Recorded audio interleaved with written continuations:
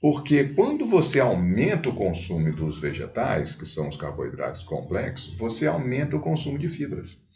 Aumentando o consumo de fibras, dá saciedade, tá? E a gente sabe o seguinte, quando aumenta o consumo de fibras, a pessoa que não está acostumada, né, come às vezes no almoço o seu tomatinho só ali, e bota o arroz, o feijão, a batata frita, essas coisas todas, e bota ali um vegetalzinho, né? A gente sabe que isso não funciona, cara. Isso aí é uma quantidade muito pequena de fibra. E aí o que está acontecendo? Você está desacostumado a comer quantidades normais de fibra. O ser humano necessita 30 gramas, mais ou menos, 35 gramas de fibra por dia. E a turma come em torno de 8 gramas, 9 gramas, bem menos gramas que é necessário, tá? Então, de uma maneira geral, a nossa população não está acostumada a consumir muito legumes, muitas frutas, muitos vegetais de uma maneira geral. Isso faz com que essas pessoas não estejam acostumadas ao consumo de quantidade de fibra adequada. Então, o que acontece quando a pessoa não está acostumada a comer fibra? Ela tem mais vontade de comer. A saciedade dura pouco tempo. Então, a pessoa come agora, daqui a pouco, daqui a 2 horas sente fome de novo, daqui a mais 2 horas sente fome de novo. Então, a saciedade é períodos curtos. Então, quando você aumenta o consumo de fibras, você aumenta a sua saciedade, você logicamente vai comer menos calorias, mas de uma maneira sensata, você não vai ficar com fome. Agora, nesse processo de você se acostumar a comer um pouco mais de vegetais, de plantas que nascem da terra, essas coisas, não é imediato. Cara, não adianta, você não está acostumado, você vai comer. E outra coisa, quando você começa a se alimentar a mesma quantidade exagerada de alimentos que contêm fibra, você pode ter problemas intestinais. Às vezes as pessoas começam a formar muitos gases, porque não está acostumada. A pessoa, agora que eu comecei a comer muitos vegetais e legumes, agora está com a barriga inchada, cheia de gás. Pode acontecer.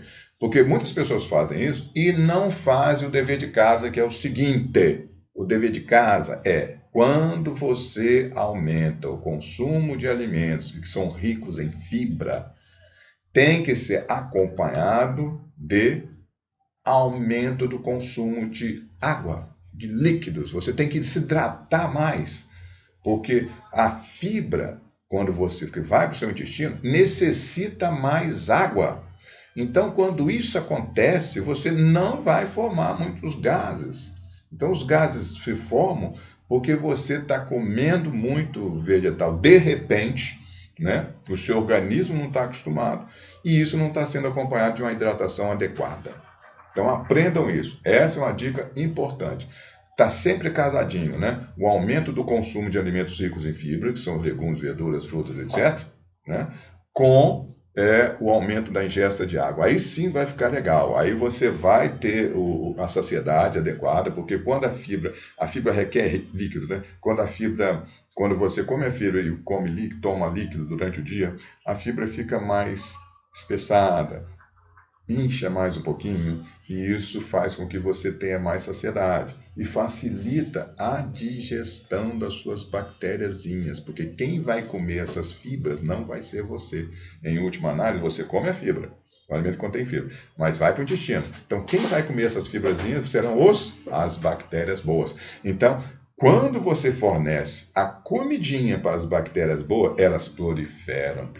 Então, essa proliferação faz com que você reduza o peso, faz com que você tenha bem-estar, reduz a incidência de doenças de uma maneira geral e as bactérias patogênicas que são ruins para o seu intestino, para você, para a sua saúde, reduzem.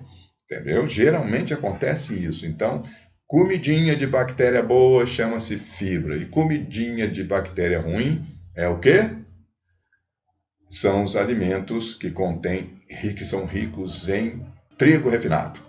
Então, quer alimentar a bactéria patogênica para desenvolver muitas suas bactérias ruins lá no seu intestino, coma muitas pizzas, pão, bolo, biscoito. Vai por esse caminho aí que você vai aumentar muito suas bactérias ruins, vai aumentar de peso e vai fazer com que aumente o risco de doenças crônicas, diabetes, doença cardiovascular, etc, etc. Tá? Então, a gente tem que se preocupar com a nossa alimentação e nós temos que nos preocupar também o que a nossa flora intestinal vai se alimentar, porque a gente, a partir de agora, tem que gerenciar também todas as nossas bactérias. Não vamos deixá-las ao léu, não. Vamos tomar conta dessas bactérias. A gente sabe que um indivíduo de 70 quilos tem o equivalente a quase 2 quilos de bactérias dentro do intestino. E não é bactéria misturada com fezes, não. É 2 quilos separando as fezes, tá? É só bactéria pura. São trilhões de bactérias. Então, essas bactérias agem como se fosse um órgão importantíssimo que gerencia também, ajuda a gerenciar a absorção de alimentos, ajuda a gerenciar se você vai ter inflamação, se você vai ter aumento da imunidade, diminuição da imunidade, e se vai ter risco ou não de doenças crônicas.